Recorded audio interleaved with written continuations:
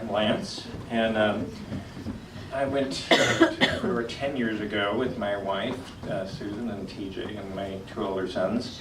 Been able to go 9 times.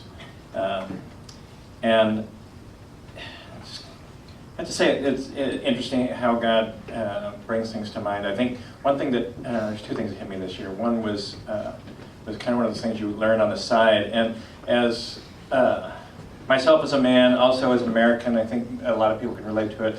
We think of mission trips and we kind of think of the things that we're going to be doing there. And you know, it's not necessarily the big things, but you know, working things, seeing people. And a lot of times, you know, things will come up. Like this year, there's some things came up, nothing serious, but just little distractions, people getting sick or things on the team and stuff like that. And my tendency was to think, let's just get through this so that we can get to the things that God wants us to do. And He really put it upon my heart that those were the things. All that stuff was part of it. All those things were what God wants us to do. He uses that not only for us, but for other people. You know, they're looking at when God says they'll know you're Christians by your love for one another.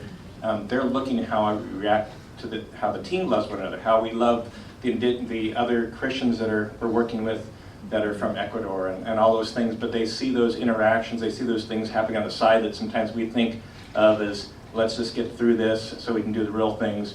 And God impressed upon that to me. So it took me 10 years to learn that. But the other one took me 10 years too, is like, say this first, as I'm the head of our global outreach team at Cyprus, and so we really are intentional about, you know, evaluating what we do as missions. And we have a great short-term mission program. We have, for a church our size, we have like 4 teams going out to different places and countries, and we have a lot of people going. We've had a lot of people who've gone on short-term teams, and short-term teams can have a bad reputation. You know, all you guys are here support us, so you may not have felt that or know that, but it is like, you know, why do you go to another country? You know, you've got things to do here, why do you do it? And those are really valid criticisms. I think those are things we need to look at all the time and say, why are we doing what we're doing? I don't know if you've heard, you know, there's different terms for short-term missionaries. One is vacationaries.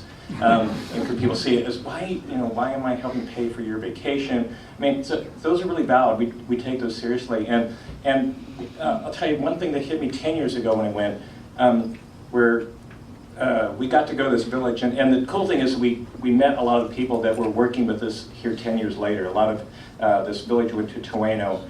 A lot of the people who came with us this year to preach in Qatar came along. They were from that village, and so we've known them for 10 years off and on. And I remember on a Sunday sitting there in a chapel hearing Dewey, who somebody talked about earlier. He was talking about.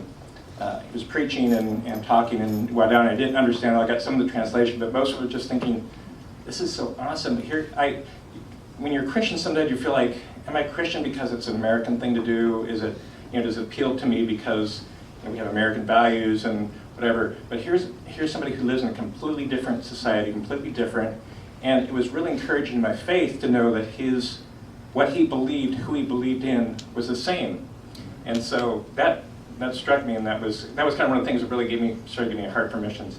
But it was interesting this year, because again, like there's I've thought about a lot of reasons why we do short-term missions. I'd be happy to tell you, but one of them that really struck me this year, I hadn't thought of before, is that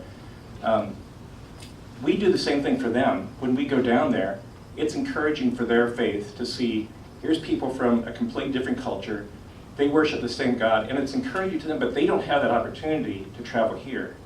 So by us going there, we're doing things that they can never have that experience unless we go to them. So that was the other thing God taught me. Again, that was 10 years later, so a little slow, but those are the things I encourage all.